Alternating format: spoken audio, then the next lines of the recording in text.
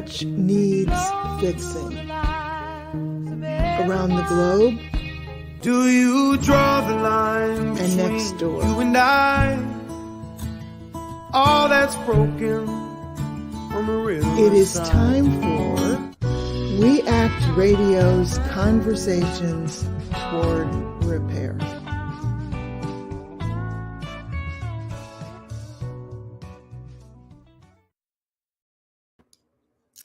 Welcome. This is We Act Radio, broadcasting from historic Anacostia, Washington, D.C., land that was once home of the Nacotchtank people, sometimes called Anacostan, who were displaced within about 40 years of Europeans arriving. Anacostia is again facing displacement as new building, including lots of luxury apartments and more upmarket eateries, take the place of long-standing residents and businesses.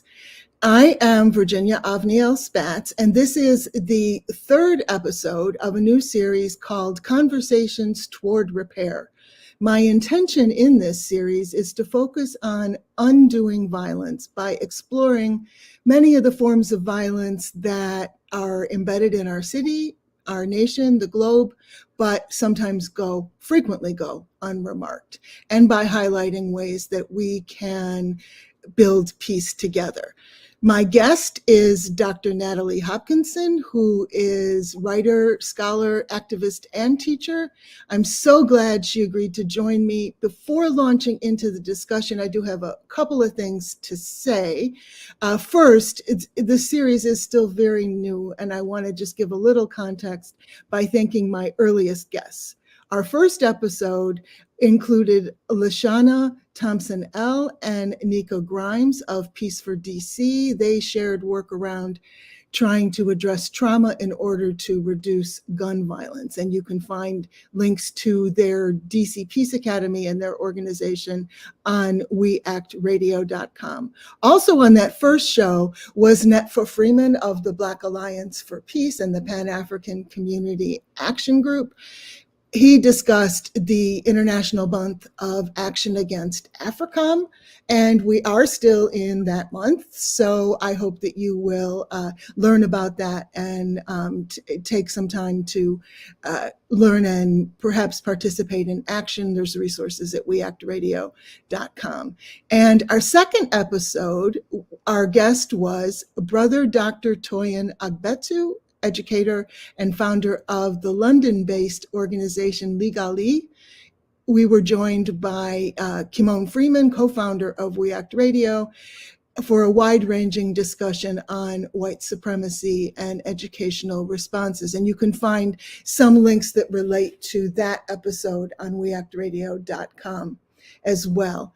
And one last piece of context that I want to offer before I formally introduce Dr. Hopkinson is that this week, tomorrow in fact, is the anniversary of white supremacist shooting at the Tree of Life Synagogue in Pittsburgh on October 27th, 2018. And we're also getting near to the anniversary of Kristallnacht on November 10th, and 9th in 1938, in which German Nazis killed Jews, destroyed synagogues, and Jewish businesses and homes.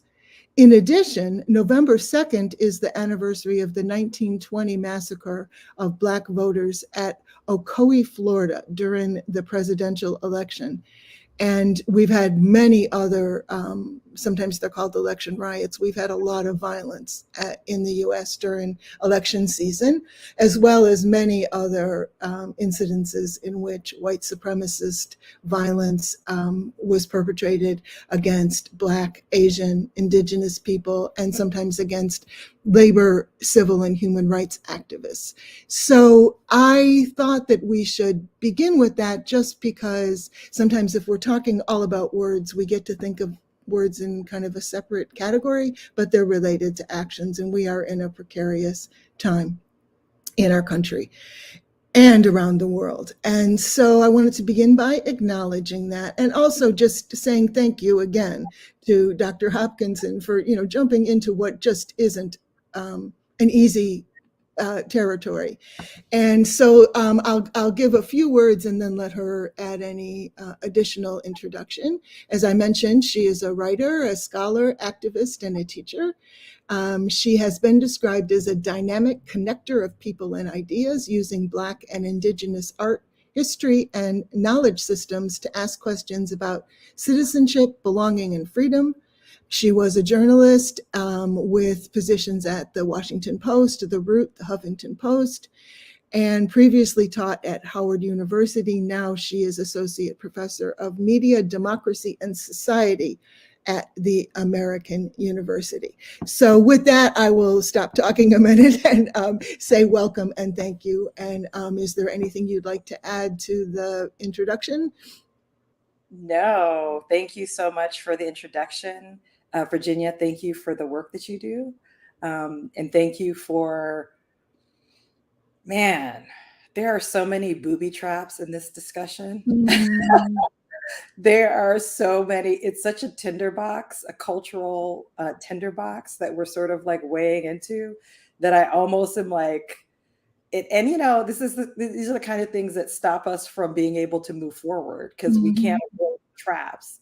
And so what I appreciated about our previous conversation was your ability to sort of educate around the longer story of all of this that's happening. You know, like it's very tempting to like look at the social media media cycle and feel like you have to weigh in and respond and, you know, and settle scores and this person's right and that person's wrong, this person's canceled, this person isn't. But when you look at the long story, it's harder to fall into the traps when you sort of looking at the thousands years of history, you know, as we did in our last conversation. So thank you for what you do. Well, thank you for that reminder. And also, I will tell people, I had a previous show on We Act Radio that was called Community Through COVID. And I looked it up and realized that it was also, it's kind of like an anniversary. It was October 19th of 2020 that I first met, so to speak, Dr. Hopkinson. It was on air in a very similar circumstance. Yeah. And the conversation that we had was, I think it's already been mentioned, focusing on Isabel Wilkerson's then new book, Cast. And also we talked about a film screening that, you know, to kind of set the scene for people, and it's a different kind of long view. This is when we still couldn't gather in a movie theater, so they held the screening out in the parking lot. And it was Ayanna Long's documentary on go-go music called The Let Out. And so a lot of our conversation in that hour was about the intersection of anti-Black racism and anti-Semitism and how it was showing up in DC and in national politics. And, you know, as I think everybody knows, we are all, you know, I don't even know whether to say we're again at a moment like that, or we've been in it for 2 years and, you know, we never left it. We've been here for thousands of years. Thousands of years. And also I'm just, since I am kind of reminiscing about our first meeting and realized that many people weren't there, I did listen to the previous conversation, which I highly, highly recommend. I think Dr. Hopkinson is brilliant and it was a great conversation. I think we both learned things, but I noticed, and I was just kind of sad that the very last words you said before I had to cut you off because the hour ended was, I feel like I'm being gaslit every day. And I'm like, oh, well, no, none of that. But the rest of the comment actually was about how Cast made visible things that otherwise made you feel gaslit. And so I just thought that was, you know, that is what I hoped this show would talk about, is we have this thing that happens where we see something and the words look violent and they remind us of violence. And as you know, I wanted to start off this show saying this is not a fantastical idea. This violence has been real. It has been real all along. So we see something that looks like violence, and there's been a lot of talk the last 2 weeks about tweets and conversations that were deemed anti-Semitic. But the part that we don't always say out loud that is, screaming at some of us and, ignored by others is that white supremacy is after a lot of us. It's after Jews, it's after Black people, it's after queer people, it's after Indigenous people. The shooting at the Tree of Life Synagogue killed Jews, but the impetus, as we understand it, was immigrants. So, and not necessarily Jewish immigrants at all. So we are, I don't think it's ever quite right to say we're all in this together, but one of the things that was so obvious in the last couple of years and is also probably thousands of years old is that there are people trying to mine, and actually mine in several senses of the word. They're like trying to find those what did we call them, like touch points, and then use them. For a while the popular language was use them as wedge issues, but this is not even that. This is targeted attacks on people because malign forces have decided that certain words and certain people can be these touchstones for these explosions. Well, So and what it is it's the bottom line, and we're talking about a popular rapper who has made anti-Jewish comments, anti-Black comments. He's disturbed person, and just because you're disturbed doesn't mean you can't do harm, right? Because you started off this conversation talking about we're not in the words can't hurt you. Like, I'm not in that category either. They absolutely can. They can normalize certain behaviors and attitudes that are very dangerous for people in this country. And so it's never okay. It's never acceptable. And it is a white supremacist agenda that is being put forth. White nationalist, the resurgence of white nationalism in this country. And sometimes they assume they become different spokespersons. So, a person who I feel like I'm happy to put their name is Candace Owens, right? She's a spokesperson. She happened to gain the confidence of this very rich, very popular rapper. And lo and behold, he's also spewing this very much this white nationalist script. And and so the thing, the violence of white supremacy and white nationalism is that it has everybody, if you think about Isabel's caste system, you have your white supremacist, white Anglo-Saxon Protestant at the top. All of us who are below that, they distract us by pitting us against each other. And this is not something that is these are old. These are old ideas that keep resurfacing, right? And they keep distracting us from what the main problem is, which is this resurgence of white nationalism, white supremacy that's in this country. And so when they sort of take on different faces, the spokespeople for these ideologies, when they took on different faces, then you end up, somehow then that becomes, oh, wow, we have a problem because this very famous rapper happens to be Black. Wow, we have a problem with the Black and Jewish community. No, we don't. Actually, we do not.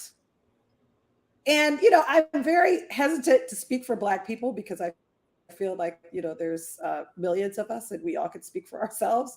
However, I really believe most Black people are concerned about religion. That is not the things or what we're not having. We don't have agendas against people based on what their beliefs are. I mean, we are dealing with our own thing, but what ends up happening is that, you take an issue like that, and there are people who have the public platform, and then somehow it gets abstracted to and then it becomes a sort of witch hunt. Oh, well, what other Black people are anti-Jewish, anti-Semitic, right? And so we're just distracted, and we're put off the scent of what is actually happening. in this country and has been happening in this country. And so, one thing that I talked to my students about a while ago is, many of us we think about like, where is our home? Like, where do we belong? Like, what is home to us? And when you're a marginalized person, that's a very loaded question. And so whether you're a Jewish person and you're asking these questions about where your home is and where you belong, or if you're a Black person, you're asking this really basic question, where is your home? Where do you belong? And when we get pit against each other, we're forgetting that we're marginalized people. Of course, there's like levels of marginalization, and then there's intersections of different ways that you could be marginalized, right? That makes their different nuances, but we are all searching for a place where we belong. And we have to be united in fighting against those people who try to define that term, like what this country is, without us. Because we don't have a country without Black people, without Jewish people, without all of the different people who are here in this, all of the different cultural groups that are here, starting from the original people. So I just really want to like stay focused on that. That I think that's a really important point, and it is so easy. We are some of it is our, I don't know, people's, like I find myself, even while we're talking, thinking it's so much easier to talk about some celebrity than to really talk about 1,000 years of oppression and grief and lack of home for so many people, and 400 years of the effects of Atlantic slave trade and thousands of years of Jewish history, all intersecting with this. It's so much that like I can physically feel that the temptation is to grab anything and go the other way. So, we do have to work hard at that. And I'm also really thinking of how this rapper's comments were exploited. And, you mentioned Candace Owens, and there probably is, some organizational, some kind of something going on there. But we're not attacking Tucker Carlson, who actually has a media platform and says terrible things about immigrants, about Jews, about so many people. Anti-Black racism is just a regular part of I don't listen to a show, but you pick it up like everybody else. And we're not demanding that he be off the air, or that a person who used to be president and who is using his platform to attack Jews and so many other people. It is easier to go after the mentally ill rapper. And let's look, they're mentally ill too. And again, doesn't excuse it. Still, like, you're still damn, whether you're a mentally ill person who has done violence through your communication or not, or whether you're not, it still hurts and it's still violence, period. Right. And, that's why I prefer to say the name of people like Candace Owen, who very much appears in her, very right mind and knows exactly what she's doing. She's been at white supremacy for a very long time. She is a professional handmaiden to white supremacy, right? And she has been exploiting this relationship, having this rapper buy her husband's failing social media site, which I won't even dignify with saying what it is, right? It was supposed to be the answer to Twitter when Twitter started having these standards and not allowing people to like spew hate and like send digital mobs in to like dox people and harm people. They tried to start this other site, which is failing. And this troubled rapper is supposedly buying this, buying this. Well, actually it was announced that they're buying this. So, so there are all these other things that are happening right now. And all of these puppet strings that are being played, including, it's become a joke, right? In the last few years, the Russians did it. Well, there were studies that came out done by my colleagues at American University that looked at some of the trolling that happened back in 2017. So there's an article that came out September 18th of 2022 in the New York Times. And it talked about, the headline was I'm going to read the headline, how Russian trolls help keep the Women's March out of lockstep. Right? And so basically they talked very specifically about how, of course, they did not invent these divisions, right, between various marginalized groups, some of them religious minorities, some of them racial minorities, some of them sexual identity minorities. Like those are things that they did not invent at all. But what they were able to do quite effectively is weaponize it by putting in, sending in bots to target and attack members of the Women's March. So they attacked Tamika Mallory, they attacked Linda Sarsour. What they did to Linda Sarsour was absolutely disgusting. What they did to her whole family. And she's online getting attacked, pummeled every day online in social media. And she's like, man, why do these people hate me so much? Well, some people probably do hate her for who she is, but they're also getting help by these these agents of chaos who have been trying to do this for a long time. And the article also takes some historical perspective on how the Russians are always trying to exploit these divisions between Jewish groups, African American. They've been doing this for decades, but they never had something like this. Was like Christmas for them to have a thing called social media, where they can create these bot accounts, and they could totally weaponize this and fan the flames, to the point where, her family lost their business in Brooklyn. Her mother, has to move because she's being targeted. I mean, absolutely disgusting. For just having the big offense really was that she was organizing the Women's March against their boy Trump. And so, we have to be, and sometimes we have to think about this from a global perspective too. And the way that people are exploiting these divisions that we have in our country, and the way that they've always been exploiting these divisions that are having their country, and it's hurting us. Like, as long as we're distracted and pointing the finger at each other and attacking each other, we're not paying attention to what is happening in the global sense. And we're not also paying attention to things that are happening, say, for instance, in the rise of white nationalism in media figures such as Tucker Carlson that you mentioned. So it's really important that we just, everybody sort of calm down a little bit and get out of the hysteria around, again, it's fun to talk about the rapper. It's very fun.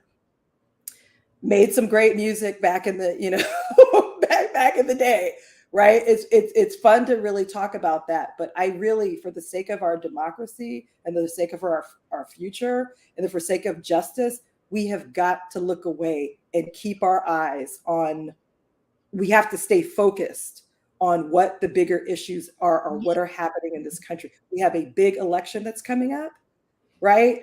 And, every time we get distracted by all of this, we're not looking at the policies. We're not looking at issues such as voting right. We're not looking at the fact that, how about we've lost our ability to control our bodies as a right in this country?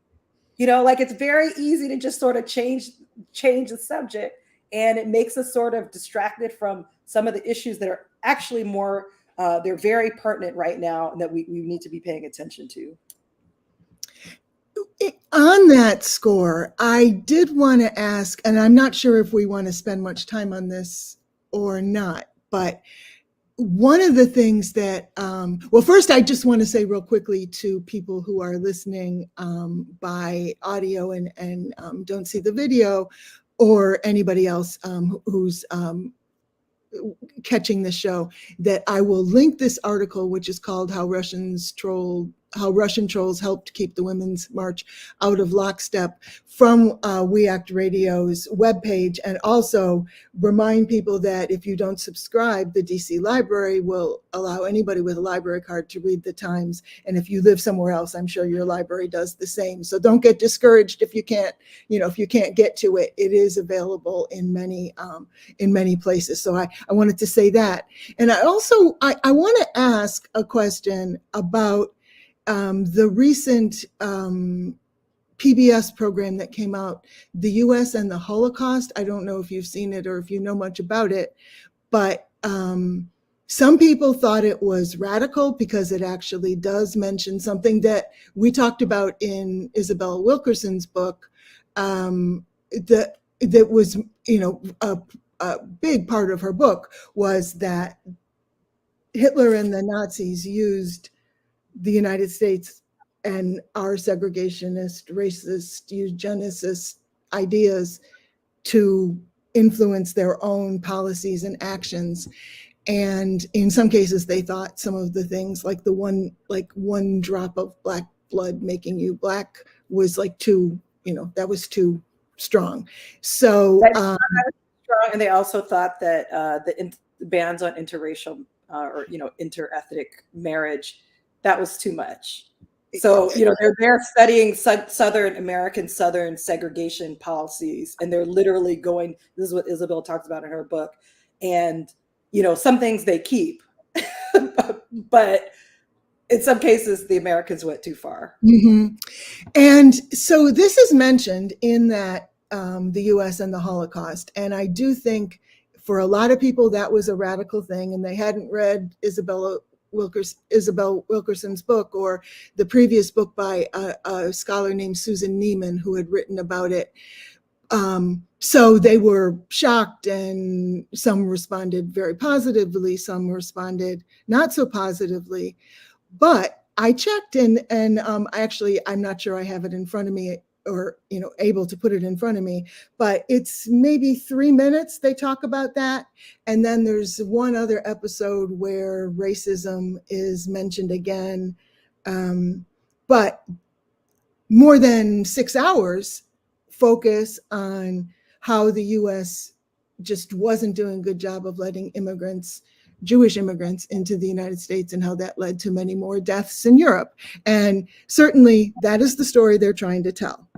But my question is kind of, where is the education, at least in the easy to access public sphere, that is going to help us understand those connections in a deeper way?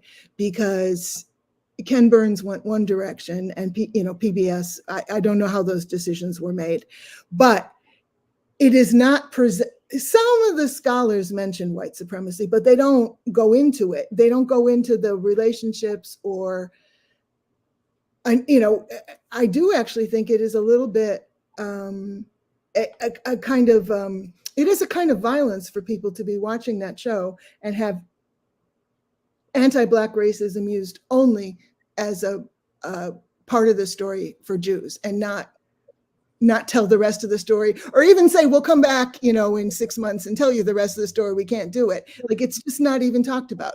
So I wanted to ask, you are an educator, how are we going to do better?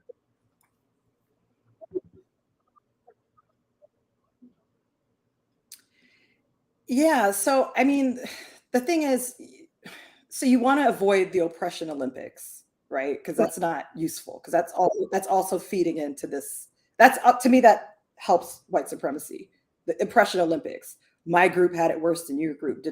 So I just want to just say that does. And there are hierarchies when it comes to what is tolerated and what is elevated and what is so anti-Semitism there's a hierarchy because it has an intersection with race as well, right? So Jewish people have become white, right? Maybe they are always, but they are white now. And so, or not all of them, right? But so a majority of Jewish people in this country are white. And so the intersection of that racial identity means that the issues that face all white people, regardless of what religious background or belief or cultural belief those issues are elevated above those of Black people, right? So issues around race, like straight up anti-Blackness, racial oppression, is marginalized. And this is something that you're hearing about a lot. Sorry to go back to this this issue about this rapper, but you know, the rapper had been doing, and Candace Owen and Tucker Carlson and everybody, they've been very, very clearly anti-Black, unapologetically, very directly. And there are no consequences for that when you do that. But when you go down the road of anti-Semitism, there's consequences. Those issues get elevated, as they should, right? They should get elevated. And so part of what we have to understand is that our common struggle as human beings is that we all have to get free. And we cannot give in to these divisions and these hierarchies, right? So if it's not okay to be anti-Semitic, it's also not okay to be anti-Black. And we need to, we're still waiting for a lot of the consequences for anti-Blackness in this country, right? So like, you know, and it's not in the abstract. It's talking about voting rights. It's talking about changing the voting policies that surgically target Black voters and their ability to be able to have their voices heard. You know, these are things that are like very much live. They are very much happening right now as we talk about them. And when you sort of skip past them and sort of only focus on one type of one form of margin or one manifestation of marginalization, you know, you're not getting to the really root of it, and you're not actually making all of us free, which should be what our goal is. So with that, I'm just going to pause for one moment and say that you are listening to We Act Radio, broadcasting from historic Anacostia, Washington, D.C. I'm Virginia Avniel Spatz, and that was the voice of Dr. Natalie Hopkinson, who is joining us to discuss communications and silence and how that is involved with violence. So we're not focusing on getting free, all of us together. So one of my concerns, and actually, you know, a big reason that I'm even trying to have this series of radio programs, is that I think so much of our education, whether we're talking about, you know, what we teach little kids or what we teach in college, so much of our education just isn't helping us with that. And that's why it kind of, you know, I do know people who say I'm asking way too much of this PBS thing, but, you know, it's a huge thing with a huge budget, and it had an opportunity to do something different, and it didn't. And I will also just say, I did ask PBS and Ken Burns just through their websites if they had comments, and didn't hear back. If I do happen to hear back, I will share that. But you know, how do we build better education at, you know, at all the levels? Well, I think just in general, this idea of, so what you're getting at, or what part of what the question is looking at questions around white privilege. And part of white privilege is that you do not have to answer questions about anything except for that relates to you, you know, and so that becomes the most important thing. And I was on I did a panel last week with Dorothy Gilliam, you know, the trailblazing journalist at the Washington Post, and who started covering the civil rights movement in the 1960s in Mississippi. And oh my goodness, she talked about having to sleep in funeral homes when she was going down and doing her reporting. And somebody in the audience asked a question, which is a great question, which is, did you ever get in trouble for being part of the story? Right. So you're covering, you know, segregation rights, and then, you know, you're staying in this, you know, and Dorothy said, yeah, you know, really, it was this sort of this idea of objectivity, and that's sort of like the creative journalism. And, you know, so she had to be really careful about that. And my response to that was that I really do believe that, like, the objectivity is also, you know, can be used as a white supremacist tool, because if you were a white person who stayed in the Ritz-Carlton and then went and covered the same event that Dorothy covered after sleeping in this funeral home, guess what? You're part of the story. And white people are part of the story. White people are racist, right? white is a race, but white supremacy says that white is not a race. White is just normal, and it's everybody else, right? So like, it's really important for, and I think that this is something for us to learn as, and then even and Dorothy sort of pushed back on me a little bit, and she was like, well, because objectivity is a thing. She was like, well, shouldn't we report both sides of the story? And I said, no, we should not, because there are not two sides of a story. There's more than two sides of a story. There are multiple perspectives. There's the historical part, there's the contextual part. There is, advocates, extreme advocates on this side. There are sort of middle of the road advocates. And then there are the extremes on the other side. Like, there's so many multiple perspectives. And the job of a journalist is really, and or whoever, whatever cultural worker, including Ken Burns, right, is that within the time frame that you have, you try to get as many as possible, and then you do your best, right? And you do your best to try to do so. I want to be fair to him, and I didn't see this documentary, so I don't know, like, sort of depending on what his goals were for it. You do have to make decisions about what's gonna be in, what isn't. But where I'm with you, Virginia, is that why is the decision always that it's not that important and shouldn't be included? The intersection of anti-Blackness and its relationship to anti-Semitism. Like, why isn't that part that should be part of what we're doing? And part of the thing that we're educators, where we need to be teaching all students, is that this is not Black history. This is not Jewish history. This is not just American. It's American history. This is part of, we are all involved. So the poet Martin Carter had this poem that talked about, we are all involved. Every single person has a place in these hierarchies, has a place on the caste system. And so it's all of our responsibility to understand it, understand the nuances of it.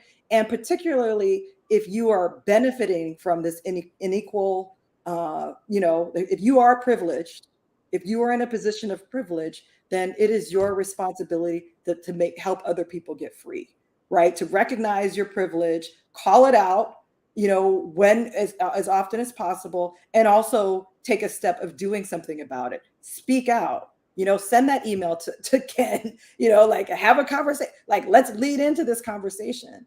So, I think the more that we teach children, and everybody is studying, that how much our fates are intertwined and how much we are all part of the story, I think that is going to, make things better.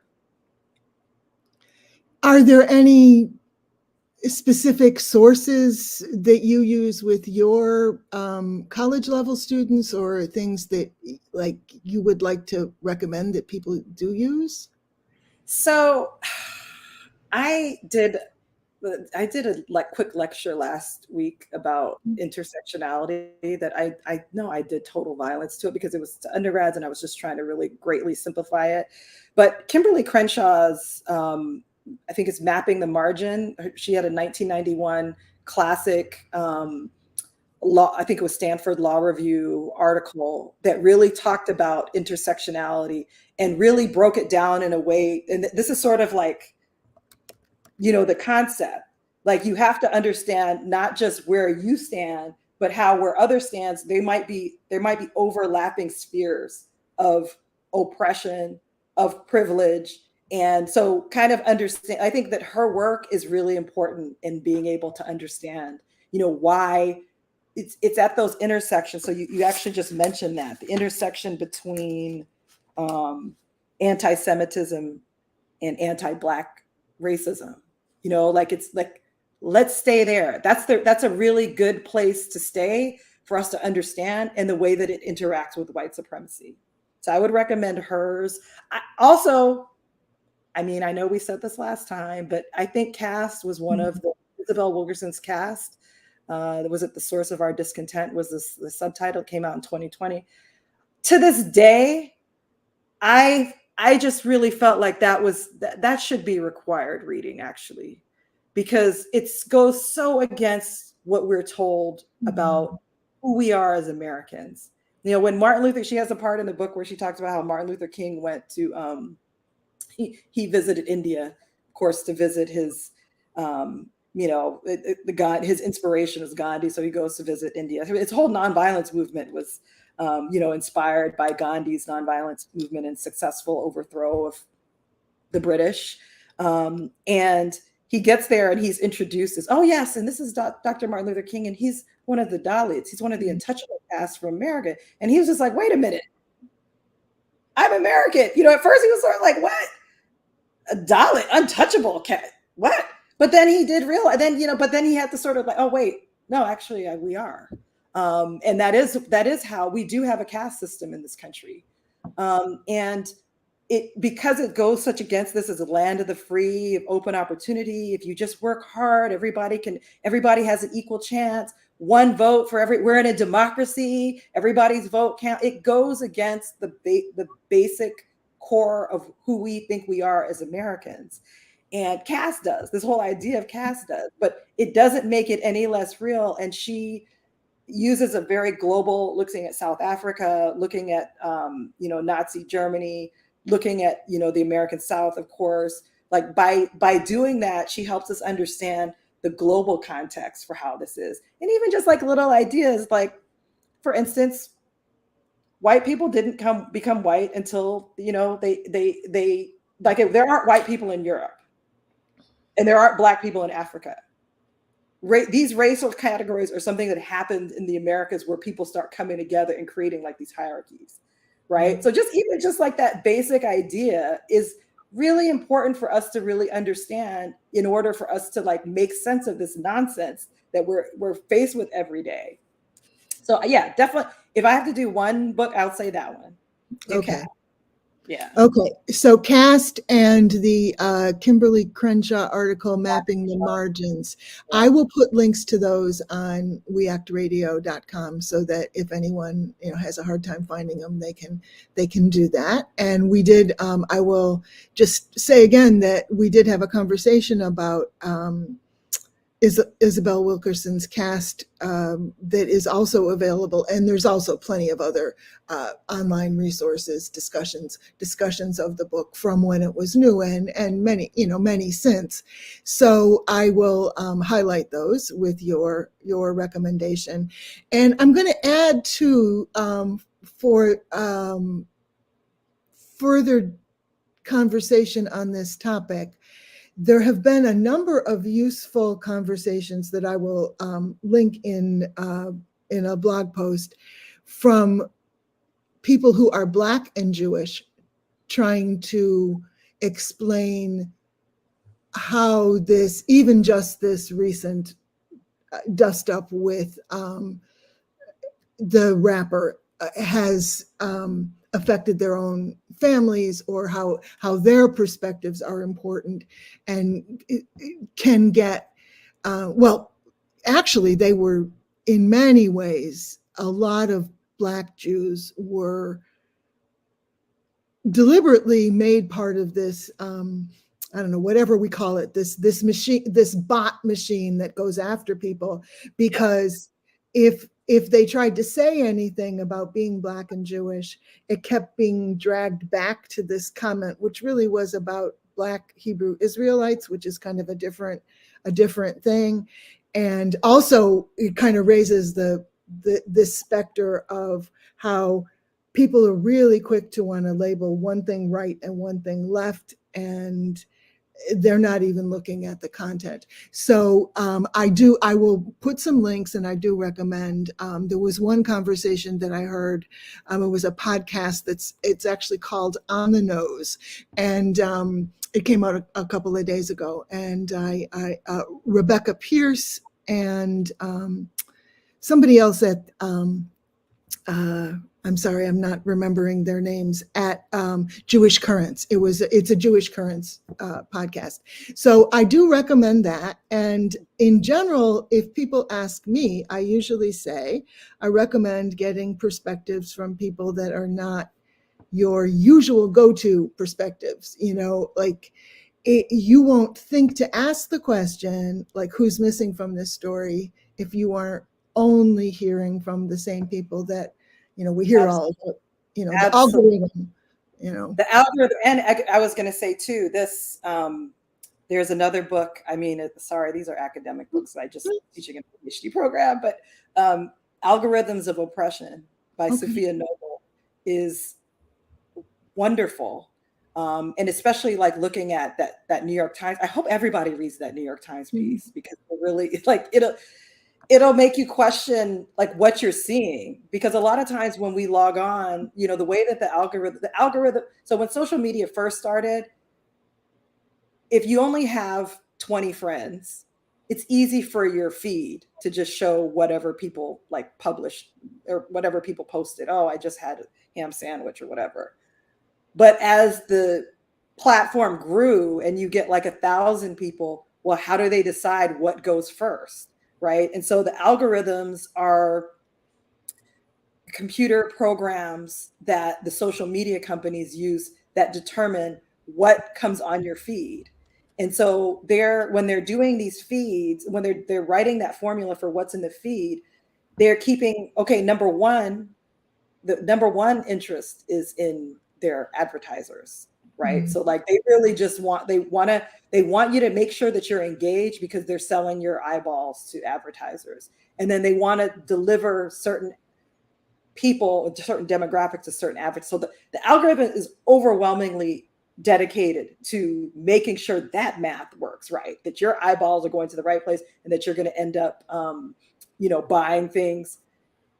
And also, the algorithms they're written by human beings. And so some of the same racist classification systems that exist in, say traditional libraries and traditional ways that people get information, they've been replicated in the algorithms, right? And so there are these things that really control our lives in ways that we just don't appreciate it. And so it doesn't cost a lot to be able to cause mischief, whether you're trying to, sell something, whether you're trying to get people to vote a certain way, whether you're trying to distract people from, I don't know, a war that's happening or an election that might be happening. I mean, it's not hard to really mess with this algorithm. So this book, Algorithms of Oppression, it came out, I think, in 2018. So it's a little, she has a follow-up. I just heard from a friend told me she's a follow-up coming up, but just the whole concept of algorithms, I think it's very important for media literacy, so that when people see where it seems like everybody's thinking something based on your social media, know that it's not. That's just not. Get out, look away from your phone, go have coffee, go talk to people, go talk to human beings, because nothing is stickier and nothing keeps your eyeballs more than drama, than racism, than violence, than hatred. Like there's nothing that's stickier.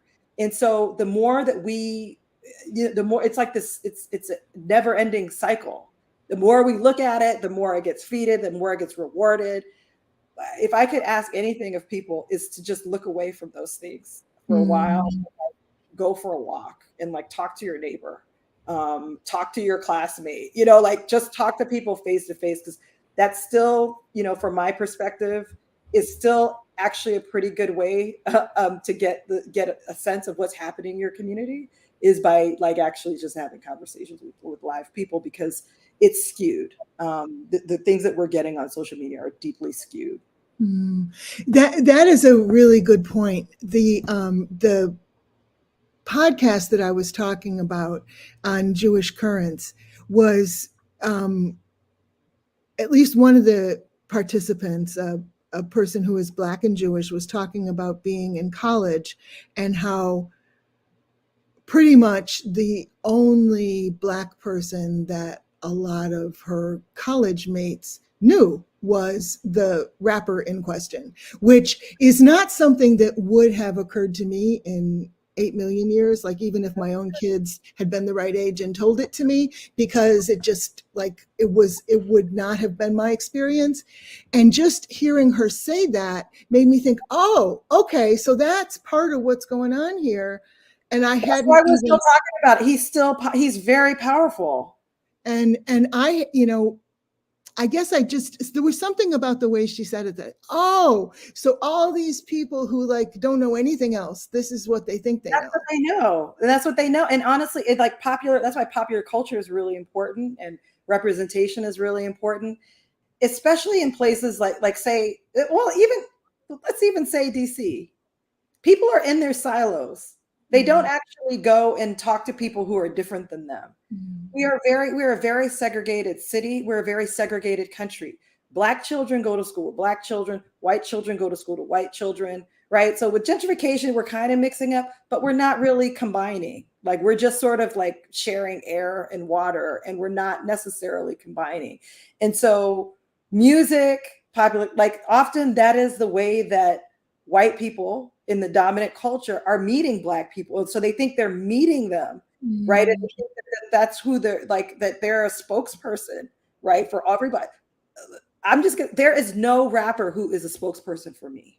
They do not speak for me or any other black. They can speak for themselves, but they don't actually, like we have not elected a president of Black America. We never have. And, very important that people like don't allow these things that happen to sort of like create a picture of, like there's this hotbed of anti-Semitism in the Black community. That is ridiculous. It's not. There is not. Black people are trying not to get shot. We're just trying not to get shot. We're drinking our water. We're minding our business. We're trying to make sure our kids are safe. We are not engaged in most of us are not engaged in a religious war. We are not engaged in like all the nonsense. Like we're just not. That's just not what's happening. So, the more that we can, get our firsthand, like again, experience. I always tell my kids, like my own children, there are two ways to be smart. You can read a book, right? Or you could talk to people, especially elders who've been around a long time. Like they have so much wisdom that you can have. Those are the two ways that you could really know something. And of course, there's our media, which people have different news media, which people have different feelings about.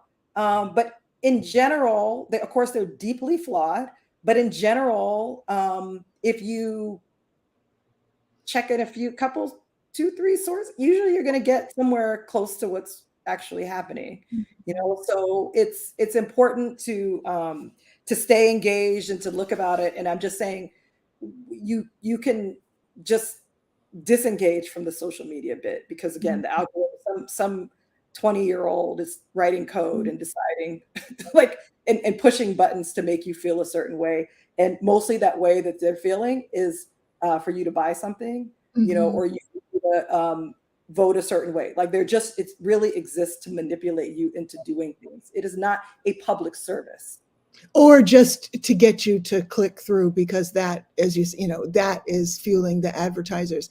There's one point I wanted to mention, since we came back into the territory of this rapper situation, and that was there's a white Jewish celebrity who early on in this situation tweeted out, "Why aren't Black people speaking up?"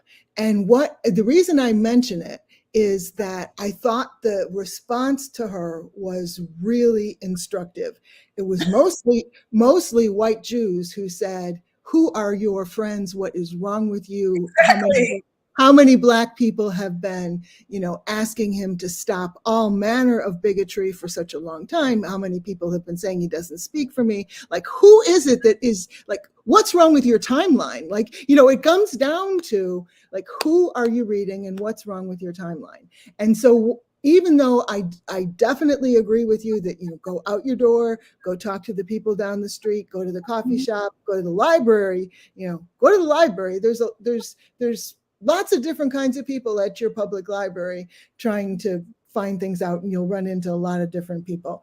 But the other thing is, I would say, like, look at who you are following. And if you're only following people who are going to make you think that Black people don't engage on anti-Semitism in, like, to counter it, then something's wrong. Something's wrong with your timeline. Well, it was such an arrogant statement because it's like, how could you possibly, famous comedian, how could you possibly even put that in, that you think that you're an authority to be able to say, like, I, as an actual Black person, don't say those types of things because it's nonsense. I don't get to speak for Black people. Like, if I ever do, it's always couched. We are very diverse people. And there are people who, harbor anti-Semitic views because they're American, right? And that's part of, this is part of what America is. But there are no more, I could say that there's no more than the general population. And that's the other thing that people always forget for some reason, is that Black people are American too. Like, we're American. We are also American. We are also anti-Black. We have also inherited these white supremacist cultural structures that make us think a certain way and have us feeling, we have these same feelings of Black inferiority, white superiority. Like, we are part of it too, right? So, like, just remember that. Those are important questions for people to have in mind when they're reading the news, looking at YouTube.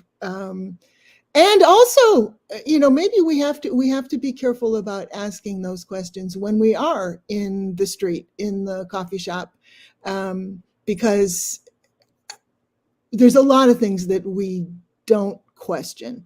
And as I've already mentioned a few times, I started this program because I think there are so many deeply traumatic forms of violence that so many people are living under. And even the people who are I guess you'd call them victims, most often don't even see the systems anymore because it's so embedded. And so, we don't ask, like, why do we think police keep us safe? And do they? And why are they armed like this? And our previous guest, Brother Dr. Toyin, spoke in many ways about, since he's coming from London and his perspective is much more, well, it's not in this continent, and it is more, in many ways, it's more global. He's asking questions that I have to say are not I don't think a lot of people who are just trying to figure out who to vote for at large council are really thinking about what's going on in Africa or Asia or, so many other places where it's all there. I mean, it's all part of what we have to decide, but we just, I don't know. Everybody wants us 5 reasons you should do this. And then, I don't know. Yeah, we have a lot to learn, a lot of resources that our guest, Dr. Natalie Hopkinson, has suggested, and I'm going to list all of them on a website post so that you can click through if you do want to do any reading. And you have about a minute, and this time I hope you won't end with being gaslit. I won't leave you feeling gaslit. So, okay. Well, I actually feel better. So I'll use my minute to just talk about being gaslit. We are all being gaslit. Mm-hmm. That is it's the state of modern life. Mm-hmm. It is the state of our culture right now, is that it is not just me, it's mm-hmm. everyone. And our perspectives, we're getting we're so inundated with information and opinions and this and that, and it's very overwhelming, right? And so, now, because I'm on the big Rest is Resistance by Tricia Hersey. That book just came out. That's another one. Just throw that in there. Why not? Throw that in there. Rest is Resistance. Because we have to be because we're so overwhelmed, we're so exhausted. We've just come through a major trauma as a world community. We are still healing, and we need to rest ourselves. And we need to disengage. And she talks about social media a lot and why it's very important for our rest and for our rejuvenation and healing as a person, as individuals and as communities, that we disengage and we get out of these toxic structures that are telling us to hate ourselves, to hate our neighbors, to hate, just telling us to hate. So let's all just sort of disconnect from these things, rest, as Trisha says, work it out in the dream space, visit with the ancestors, bring our imaginations back. And I'm sure that we can get to a better place. All right. Well, so on that note, we will rest. We will thank Dr. Hopkinson. This is We Act Radio, broadcasting from historic Anacostia, Washington, D.C. Until next time, peace.